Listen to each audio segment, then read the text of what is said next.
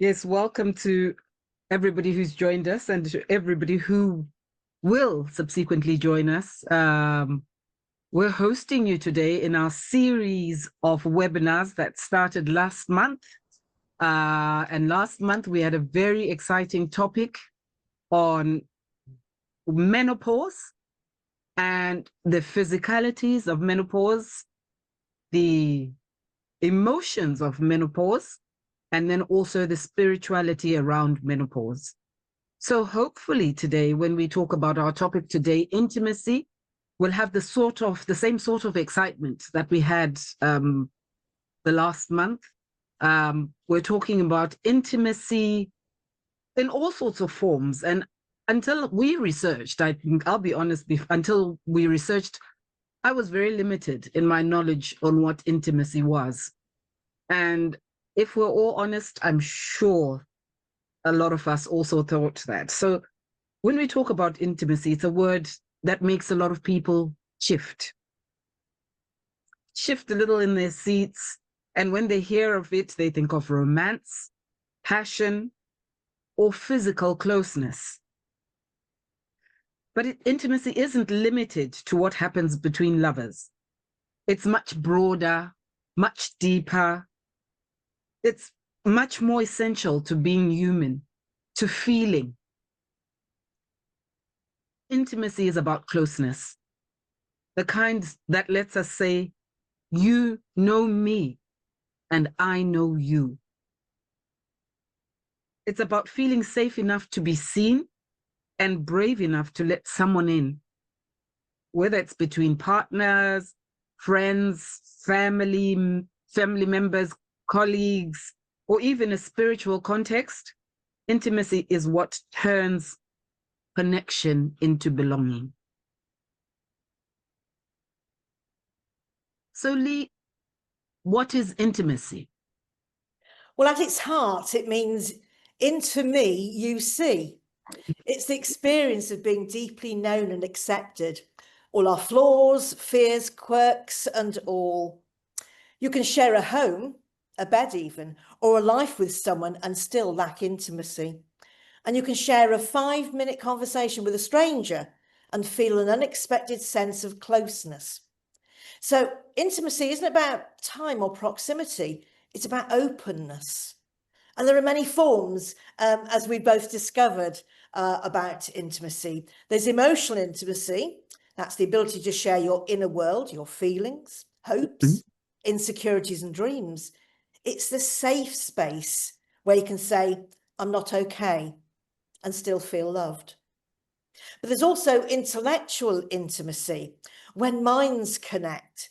It's what happens when you can talk for hours about ideas, beliefs, or curiosities and feel energized by understanding each other. Physical intimacy is the language of touch, presence, and comfort. It's not always sexual. It can be a hug, a hand on the shoulder, or a friend leaning close when you need support. There's also spiritual intimacy, when two people share a meaning, a purpose, or their faith. It's the feeling of walking together towards something bigger than yourselves. Interesting that where we thought intimacy was limited to just between lovers, we've been able to talk about it in the 4 aspects of intimacy. Lee, could you unpack that further for us and what that actually says or means to us? Yeah, emotional intimacy, it's that feeling safe and to be real. It's about trust and openness and vulnerability. It's when you share your feelings, the good, the messy, and the honest, and still feel accepted.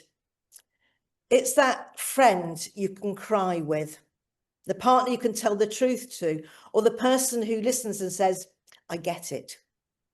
We build emotional intimacy when we listen without judgment, express our feelings honestly, and show empathy and care. You keep each other's confidences, and without that emotional intimacy, relationships might look fine on the surface, but feel empty underneath. With it, They become safe, supportive, and real. So that's the emotions that we might feel. Some people are very emotional. Some people are quite intellectual and think very deeply. So for that intimacy, it's the meeting of minds. You know, when you talk about a topic and you both get excited and it goes on into a deeper connection. So it's sharing ideas, opinions. It's that feeling when you talk for hours with someone and never run out of things to say. You know that you're in a deep connection when you can't stop talking. You might not always agree, but you do understand and respect how the other person thinks. You can build intellectual intimacy when we have open, curious conversation. You ask questions that go beyond small talk, something I'm not particularly good at. I do love a good intellectual intimacy. So we listen to understand, not to win, not to score points. So we learn from each other's viewpoints. So this kind of intimacy keeps relations stimulating and alive. It creates respect and understanding, even when people are different. You know, you're not in an intellectual intimacy when people tell their stories and they jump in and go a different direction. They're not listening to you. They're just waiting to share their piece of knowledge. Well, there is, of course, moving on to physical intimacy. Now, when I asked the young people that I was running the youth group, I said, right, we're going to talk about intimacy. And they all giggled because they all thought it was sex. They were much disappointed because, yes, it is important. And that physical intimacy, connection through presence, isn't just about that sexual context. It's often mistaken for that, but it's much more. It's about comfort and closeness through touch and presence. A hug, a hand on your shoulder, sitting close, or even being physical near someone who makes you feel safe. Something about the pandemic that many of us will have missed if you lived on your own, that sense of touch, that intimacy. And I certainly missed a good hug. I had someone in one of my villages who started up a ministry of hugs. She'd lost her husband and felt that she was alone, and she started a ministry of hugs in the village and everyone was getting hugs. But it's about comfort and closeness through touch and presence. In a romantic relation, yes, physical intimacy can include sexual closeness, but it only feels meaningful when it's rooted in respect, trust, and care. Healthy physical intimacy is always consensual and respectful.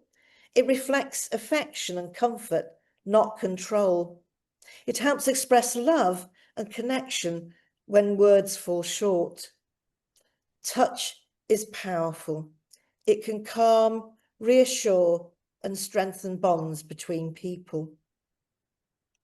The last one I want to share is spiritual intimacy. It's a deep connection between two or more people that's rooted in shared beliefs, our values and experiences. It's related to spiritual or transcendent aspects of life. It's about connecting at the level of the soul or spirit, beyond just physical emotion or intellectual closeness. The core idea of spiritual intimacy happens when people share their inner spiritual journey, their faith, their doubts, their values and sense of purpose, with openness and trust. It creates a sense of unity that feels sacred and transcendent.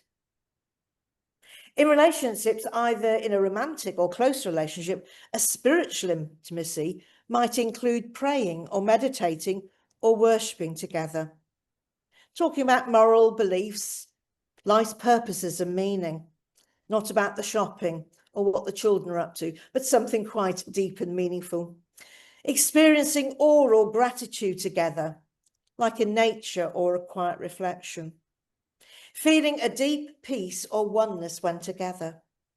But it's not limited only to religion, because even secular people, non-religious people, can experience spiritual intimacy through shared mindfulness, values, or wonder about life. So we might ask ourselves why it matters. Spiritual intimacy can strengthen emotional bonds and trust, provide a shared sense of direction or purpose, deepen compassion and forgiveness, and bring peace during challenges. Spiritual intimacy can also exist between friends who share deep, honest conversation about life's meanings. In communities united by shared purpose or compassion, and between humans and the divine in prayer or mystical experiences. There's so much, isn't there, Olive? More than what we first thought when we first discussed this. There's so much about intimacy. Yes. But why? Why do we long for it? Lee, there's a thing about us. We are wired for connection. From infancy, we seek closeness. The way a child clutches onto your clothes or your leg, that's looking for some sort of closeness. To be held, to be seen, to be understood. Our brains literally release calming chemicals when we feel securely attached to others. And just looking at how the Bible presents intimacy, it is a powerful, multi-layered concept that is celebrated and encouraged when exercised within the bounds of a committed covenant, but condemned when it is detached from covenant and is used for selfish or destructive purposes. That means it's something that brings together. But when intimacy is present, it feels richer. We feel grounded, known, and alive. Our joys are amplified because they're shared. Our pains are softened because someone else carries them with us. But when intimacy is missing, even if we're surrounded by people, we can feel very lonely. That feeling where you're alone in a crowd. You can have hundreds of social media friends and still feel unseen. Recently, we noticed that Facebook increased the number of friends that you can have. It didn't increase intimacy. It just increased the physical bodies or the virtual bodies that knew what you were doing on a day-to-day basis if you posted. You can be in a long-term relationship and feel like two strangers sharing the same place. Intimacy is not automatic. It requires courage, intention, and honesty. It's built and it's not stumbled upon. Sounds like it makes you very vulnerable, intimacy. It does. And that is the foundation of intimacy. To be intimate, you need to be vulnerable because it requires for you to open up. The vulnerability, simply put, is the willingness to be seen as you really are. It means telling the truth about what you feel. It means saying, I'm scared, or I need help, or I care about you, without knowing for sure how the other person will respond. That's why vulnerability is often so difficult. It feels like a risk. We fear rejection, judgment, or being misunderstood. And many of us learned early in life that showing too much of ourselves wasn't safe. And maybe we were laughed at, criticized, or ignored. So we built walls. Humor, distraction, perfectionism, or busyness. They protect us, but they also keep us apart. The paradox is that we crave closeness, but we fear what it requires. Brené Brown, a researcher on vulnerability, says vulnerability is the birthplace of love, belonging, joy, courage, empathy, and creativity. That means intimacy can't exist without it. You cannot have real connections if you're pretending to be perfect. So when you let your guard down and someone meets you with kindness instead of judgment, that is intimacy. It's not about being flawless. It's about being fully human, flaws and all, fully human together. So Lee, what do you see are the barriers of intimacy? If intimacy is so beautiful, why is it so rare? Is a question I want to ask. Why? It's because we do have barriers. We put them up. We may fear rejection. We tell ourselves, if they really knew me, they wouldn't love me. So we hide the parts we think which are unlovable. Or we've got past wounds. We don't want to drag that up. And many of us carry memories of betrayal, neglect, or heartbreak. And if we're not healed, those experiences teach us to protect ourselves. We have a shell around our heart, and so we don't want anyone in. I'm going to protect myself, and no one's going to get through.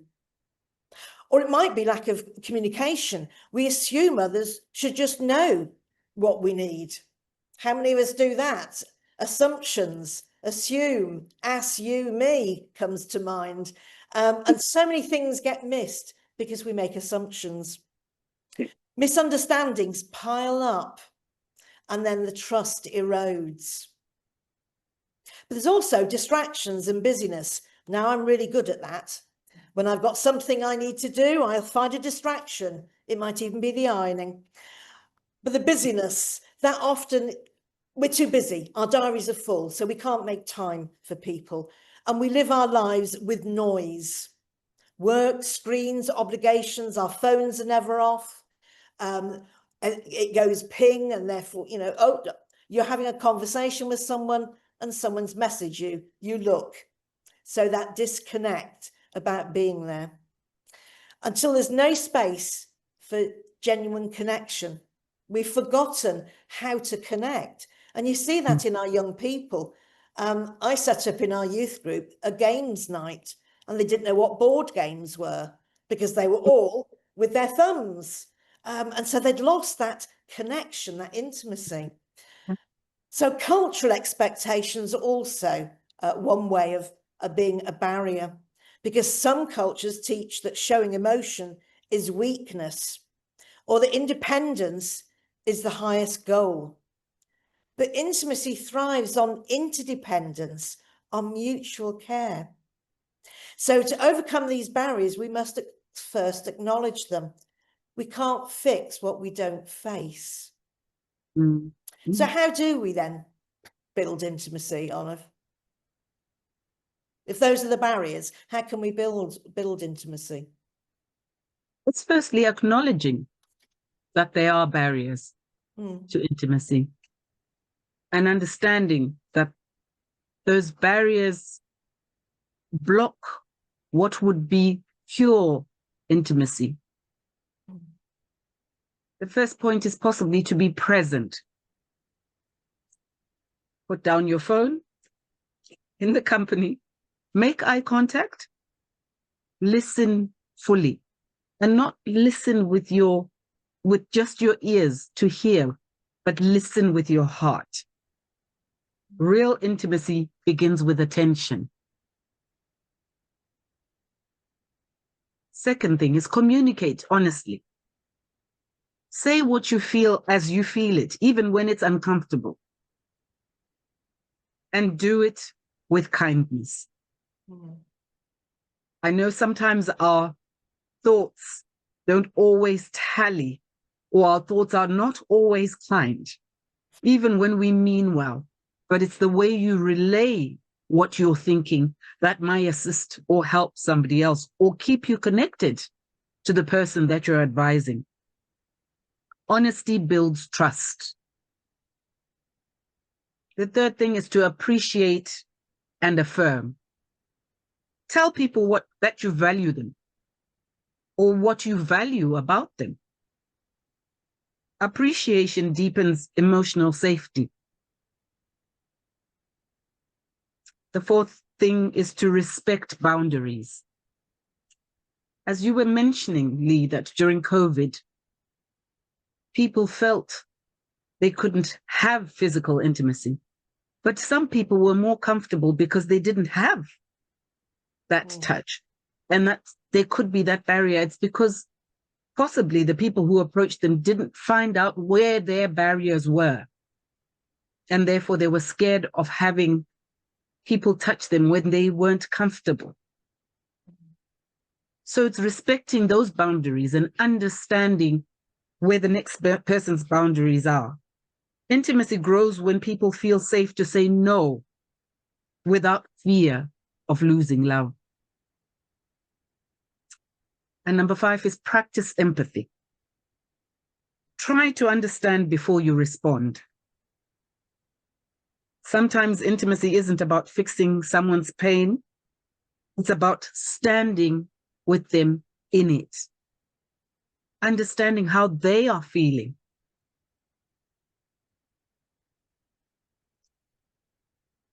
The other point is make time for connection. So it's no good to just try and make a connection and say, okay, I've made a connection now, it's 2 minutes, I've got to go, I've got something else. We've got busy lives. But take that time. Shared experiences, meals, laughter, quiet moments. Create that fabric of closeness. And number 7, which I think a lot of us need to learn, is be patient. I know a lot of the times I would like people to be patient with me. And sometimes I'm not always as patient as I should be.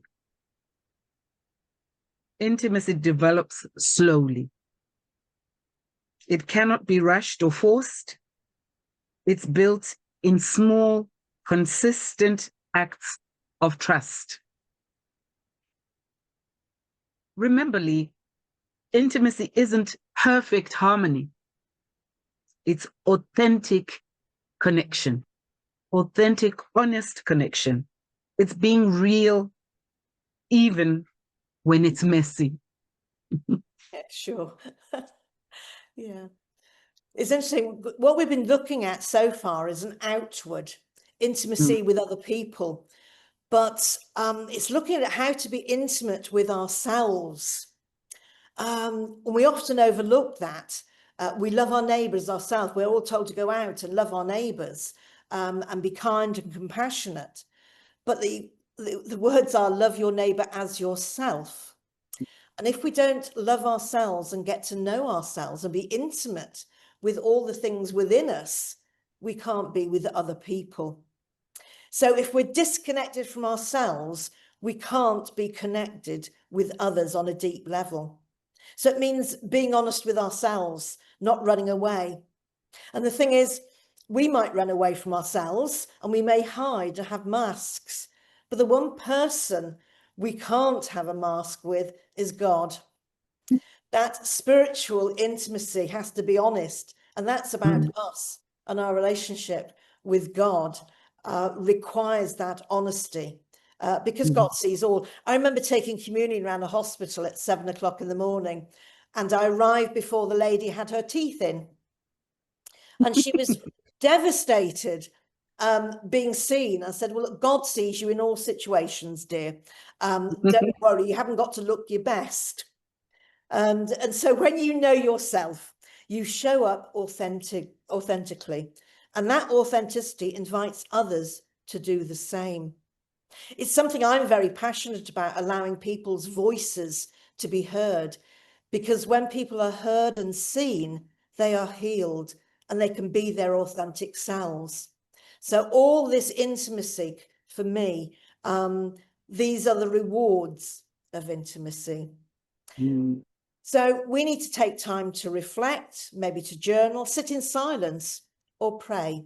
There are all sorts of ways we can be intimate with ourselves. The better you understand your inner world, the more capacity you have to share it.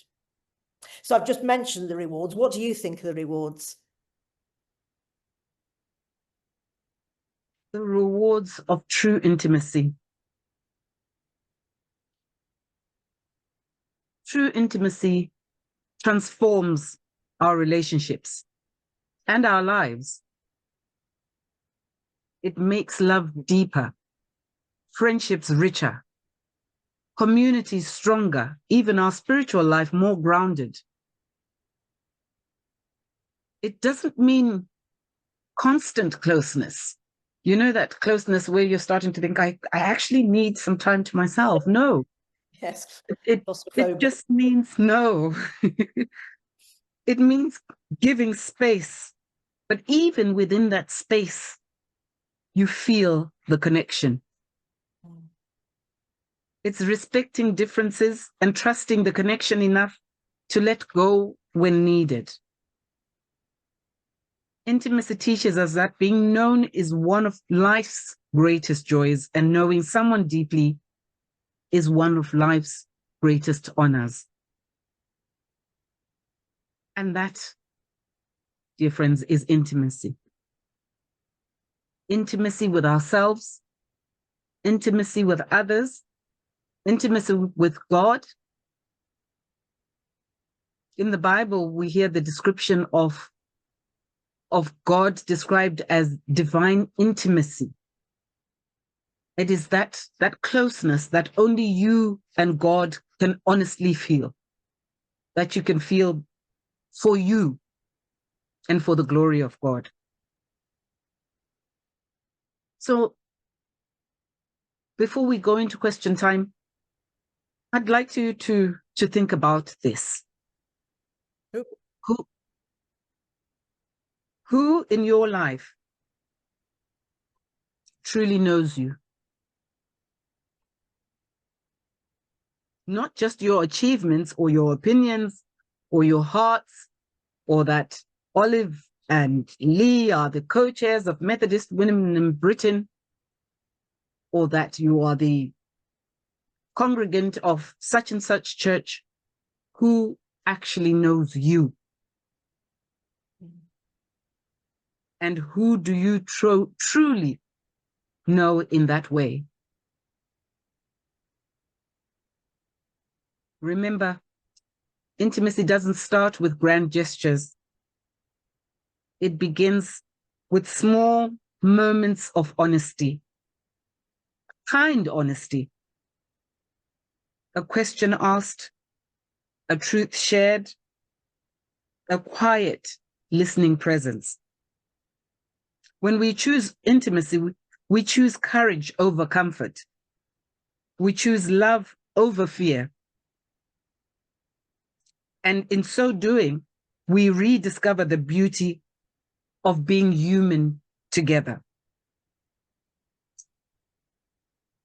So let's open this up and let's discuss. I know there's fewer of us today, but I think we all have a view. I'm going to throw this question out. When you hear the word intimacy, what does it mean to you personally?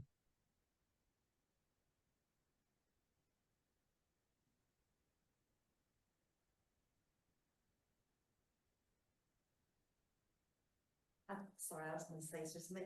I think it would mean to me that sorry. You say? No, That's it. Yeah. I think it means I'll be accepted because somebody knows me for flaws and all, warts and all, and I would feel accepted if I had an intimate relationship. Whether it's intimate means that they know you, inside and out. And if you're lucky enough to find that with even just one person, you feel accepted and more at peace.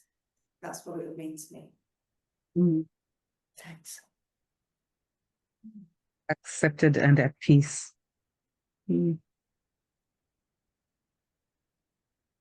If I can interpret that, it's almost having something taken off your shoulders, that you don't have to wear a mask. You don't have to pretend, and you're at peace because you've been accepted and because you're being real. You're with somebody that you know will be totally honest with you. I'm lucky that my person was my mum, and I used to think, even as a young teenager, that I was very lucky that I could tell her anything.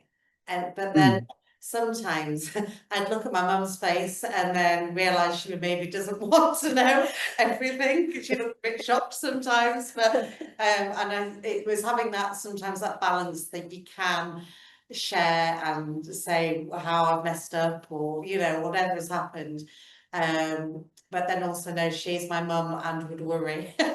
So to find that balance, but it's just nice having that sort of rock, that one person that you feel, this is stuff.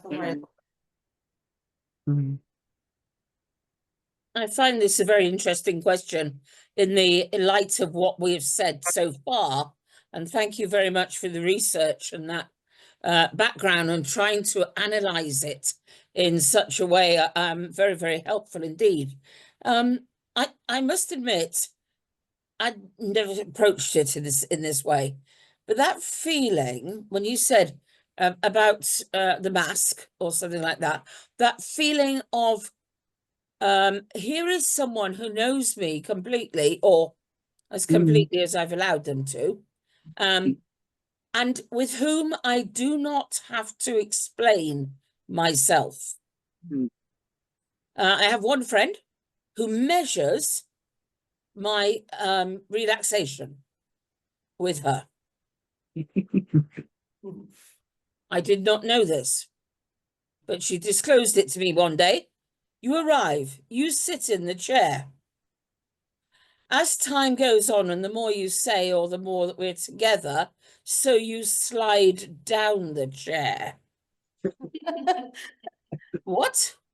Until your feet are out well in front of you, and eventually you might be sitting on the floor with your, hands and propped up on the seat of the chair, completely, utterly relaxed.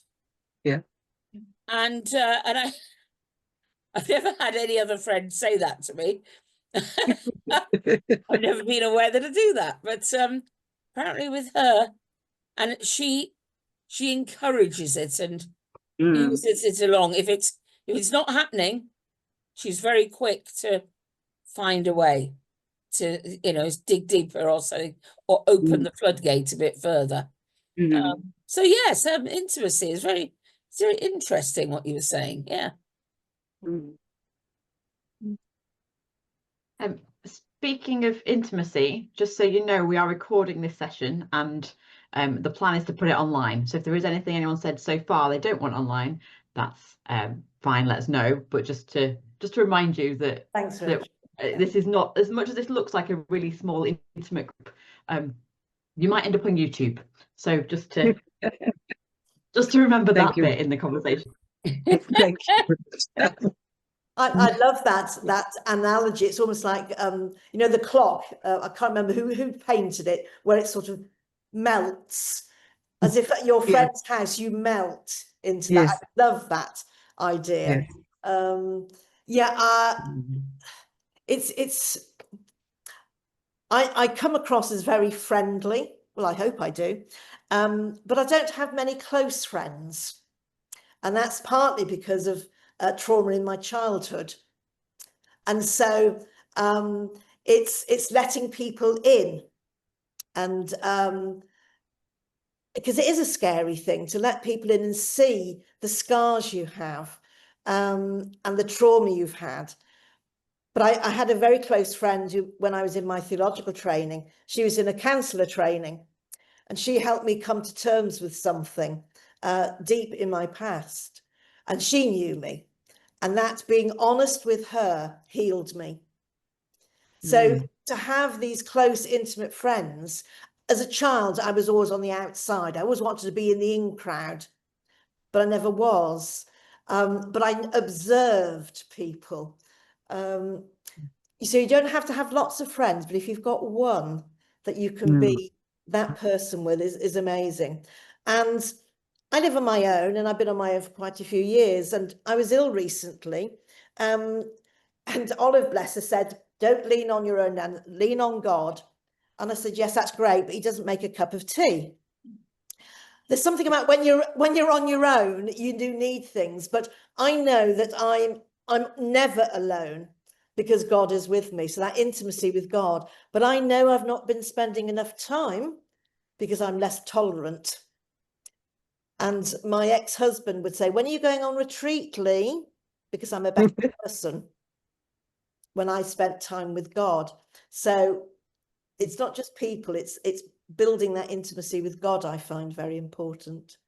Anyway, enough. Yeah. I'll open up on what type of intimacy based on what we've spoken about, what I struggle with. And that is emotional intimacy. I'm the first of a family of girls, first of all, 5 girls, and the next one after me is 8 years younger than me, which means I've always been the deputy mother of the crew. And therefore that meant I needed to always have a strong face. And if I broke down, then that meant everybody else after me has broken down. So I needed to be in control, and that doesn't go away. And that emotional intimacy means you need to open something, you need to be vulnerable, you need to be able to break down. I find that I struggle with that. So I will always move around and look like I wasn't hurt, or I'll look like I wasn't disappointed, and I'll wear a poker face, and possibly inside I've broken into 11 billion pieces. And it takes somebody who knows me extremely well for them to realize that, okay, at this point, I think this might be the point. I think Lee will tell you that there are so many places that will require exploding. And I will sit there as calmly as I can. And she'll say to me, but I wanted to explode. And I'll say to her, I did explode. You just didn't see it because it's in there. I explode inwardly. And I think that for me is my struggle with the emotional intimacy, because at that point, that's where the barriers come up. That's where for me, then the barriers come up, because I'm thinking, okay, so this is a point of hurt. When I move from this place, I will block. In future, I will block these types of things. I will not move with openness and with full emotion, because there's a possibility of being hurt or broken into 11 million pieces. And that's my struggle. Does anybody else have similar struggles with the type of intimacy?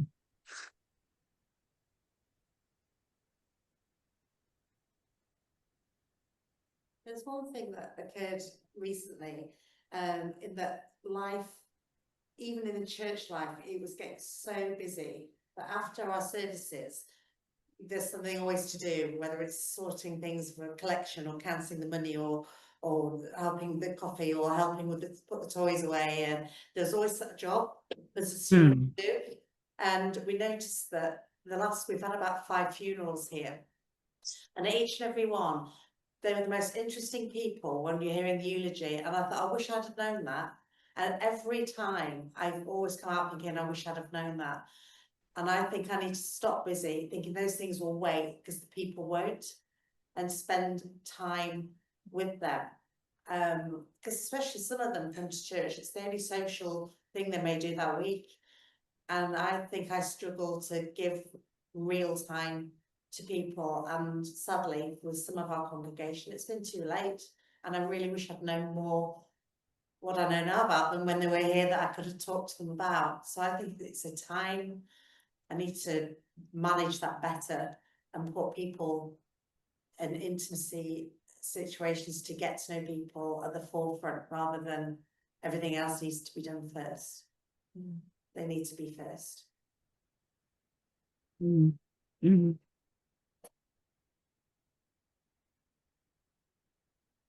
I'm going to pose.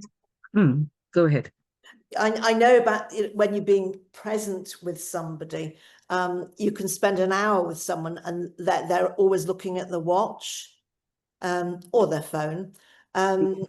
You know, when someone comes and does, I've had this as a minister, someone's coming to visit, a minister come to visit me, and after a quarter of an hour, you know, it goes down and goes down, and I feel not heard, not listened to. Whereas someone comes into, you know, breezes in for 5 minutes and you're totally seen. So yeah, we are busy, aren't we, sometimes, and we miss that, but there's such a call as well on our time. It's not an easy thing to do. Is there such a thing as a fear of the intimacy, that if you give something away of yourself, it could, like, you fear that it might lessen you in another person's eyes? We don't have the confidence necessarily to be accepted as we are until we have got to that stage of saying, this is me, this is how I am, this is how God made me, though he's polishing me up all the time. I'm sure that's why my sanctification's there, and so on. But in the meantime, you'll have to just take me as I am, without that fear of, well, that's it, I've gone and blown it now. It's fear of rejection, isn't it? And I think you're quite right. Unless you accept yourself totally as you are, as God created you, that happened with me. I heard God say, I made you as you are, just be you. And I thought, I don't care what the church thinks. Or well, anyway, I know God loves me. And so, yeah, you have to, my little mum, no airs and grace, she said, you have to take me as you find me. 4'10" she was, and a little bundle. But yes, no airs and graces. And I used to groan when she'd say things, but she was so lovely. You just have to accept yourself. I'd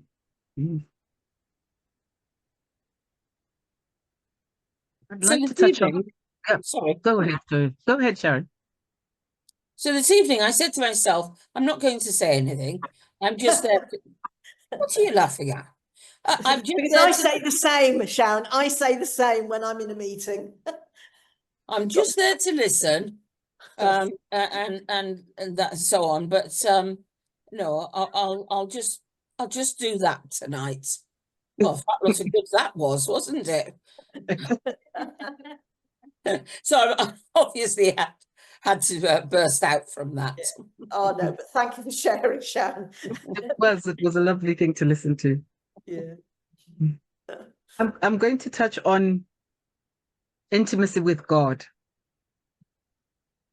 And we all think we understand what intimacy with God is. It's taking that time and hearing what God is saying to us. What does it mean for you to be truly known by God? We talked about being known by your friends or by somebody who knows, and somebody who can allow you to melt into their environment. What does it mean for you to be truly known by God?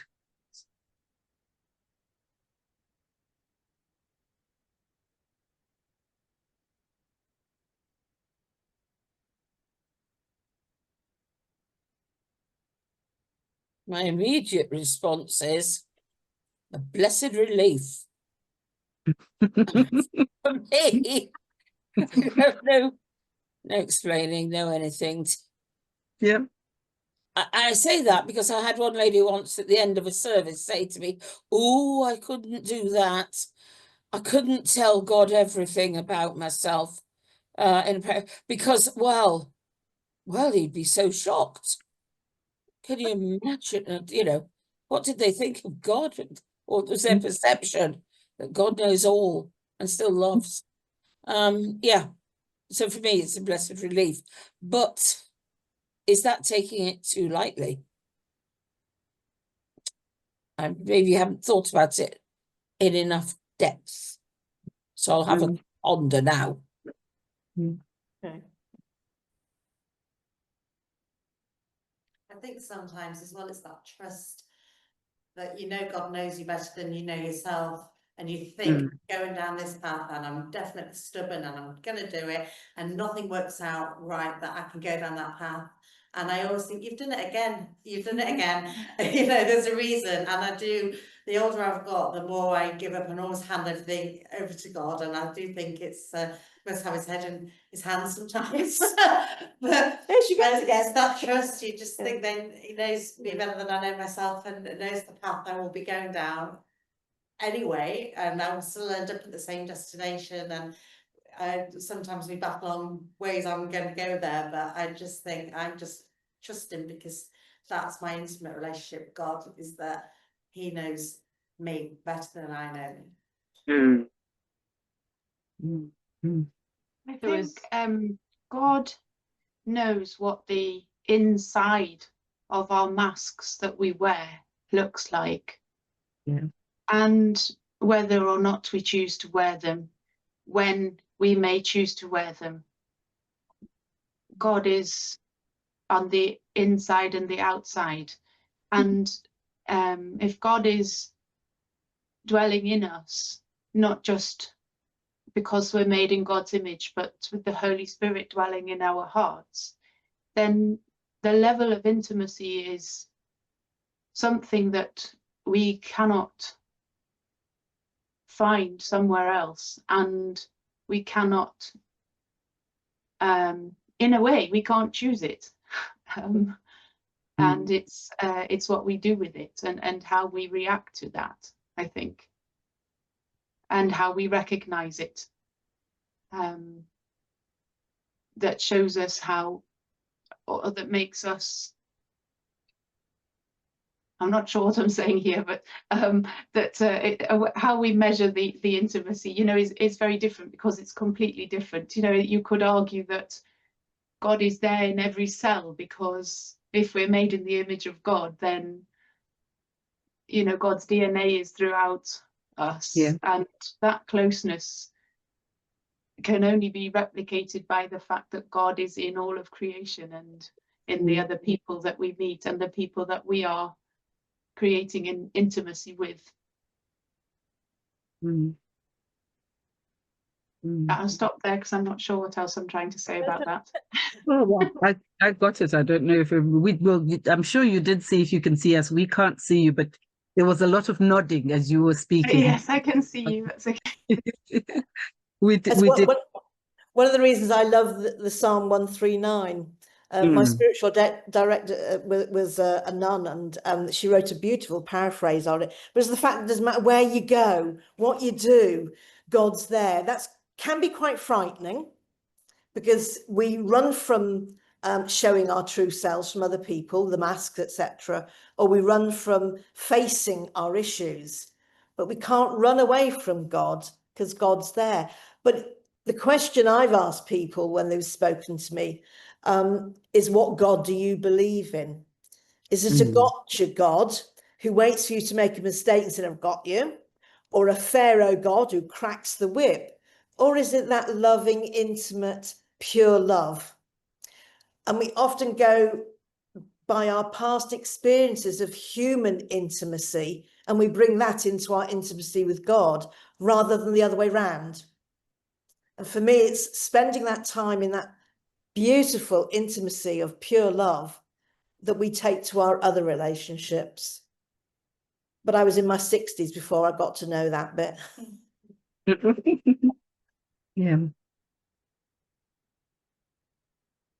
I think, to put it into perspective of our day-to-day life, our life now, how can we create environments in families and friendships or communities where people feel safe to be genuine? We were talking in another meeting where we said, well, lately there's been so many policies and systems and processes that you need to put together, because we can't always trust each other. But that doesn't stop us from being genuine.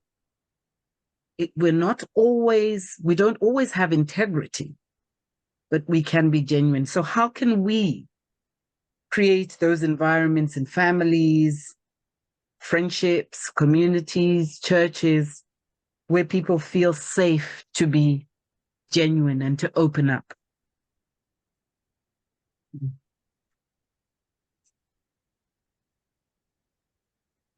Before I tackle that one, can I just go back and say what was being said about the intimacy on the inside and the outside? Did remind me of the peace that passes understanding. And a likeness of the two, that when we are in deep intimacy in God, there is that inner peace, that peace and around us, and it's incomprehensible, but it's there. Well, because it's God, you see. Right, so to this question, have a think about this one.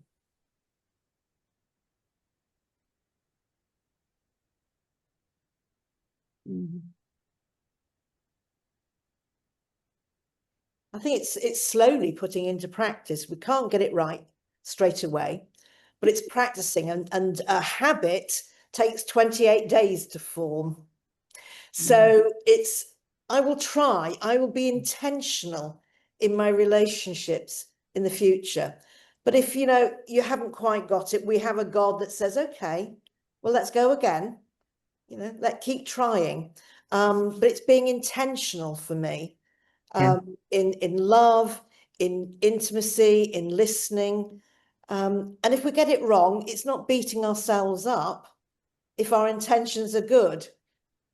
And so for me, I'm trying to be intentional throughout what I do. There is an element of having a policy to ensure that we're all on the same page, that what is said here does not go further, that we respect the ground rules and all that sort of thing. And you can have as many lists and policies as you like. But it doesn't necessarily make it happen. Yeah. To lead by example, to practice it, to show it, to demonstrate it, sometimes those actions are far more profound than the words that are written on a piece of paper that you signed to say you'll be part of this group respecting intimacy. Yeah. We've had a charity that has started here on a Friday, which is for people who are lonely, can come. It's a warm space. We have like hot drinks, and maybe we'll just bring out board games, something to build a connection, and then you may start a conversation from it. It's only brand new, but it was a really lovely feel, and that felt like a safe place. And it's not my charity, but I was compelled that if I get the opportunity just to come along and volunteer, and it's maybe looking for things that if they jump out at you or you see them think, actually maybe I could get involved in that a bit. But it was a really nice idea, and I think it'll help a lot of people. But there was only 4 people, but they said they've done it other places and it'll snowball and get bigger, and they now have like 15 people. But there's enough space if people want a one-on-one conversation once they've built that trust or that connection to open up, they can do. And having things like that, I think, are vital in the community, because again, it's the only time they've been out of the house. That week, one lady came along and hadn't been out of the house for a long time, and thought, I'm going to be brave today.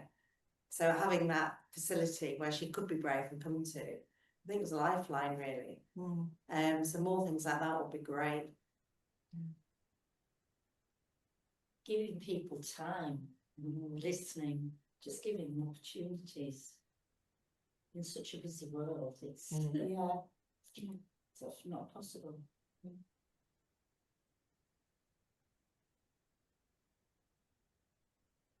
Yep. I think as we conclude our question time, possibly a thought of what's the one small action that we could take this week to deepen connection with someone in our lives. And a lot of the times it's when you think and you ask that question when we read through it, it's trying to make a connection with somebody who you've been struggling to make a connection with, because there are other people who are easier to connect with. But what's the one small thing? Or maybe it's not because you're struggling. Maybe they find it difficult to open up. And it's a thought of, what's that one small thing that I can do to grow the connection with that person? And like you were mentioning, we are so busy after church, we're running around, we've got things to do afterwards. It may not be in church, it may be afterwards. And we don't know what that opening up will bring, that connection will bring, what the vulnerability that person goes into, or we go into, which part of our lives it can change. So we'll go away with that one question, that one thought. What small thing, that one small thing that we can do? And how will that one small thing affect the other person and affect us? And what will increase intimacy? As Leonora confessed earlier, that when she's no longer intimate with God, she realizes that she's not quite the Leonora that God would like her to be. But food for thought.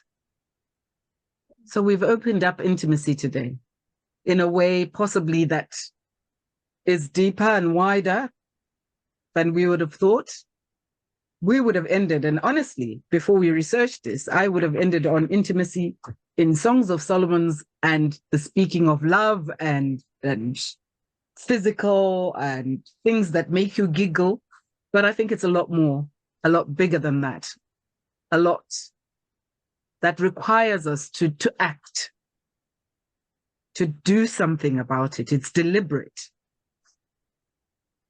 but also to take away a mask, no matter how long it takes us to do that, knowing that we've created, or we are in, a safe space. Thank you very much, friends, for joining us today. Sure.